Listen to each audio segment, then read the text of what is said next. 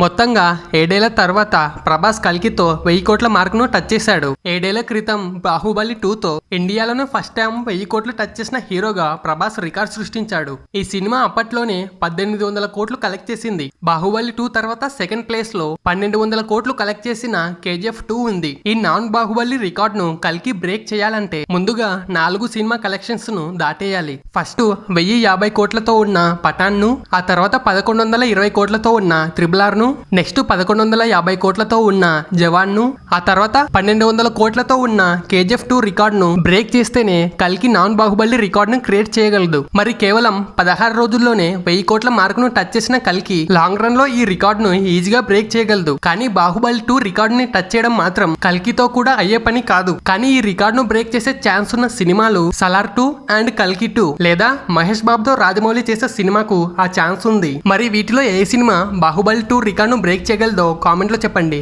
And video నచ్చితే definite గా like చేసి ఛానల్ ని సబ్స్క్రైబ్ చేయండి ప్లీజ్.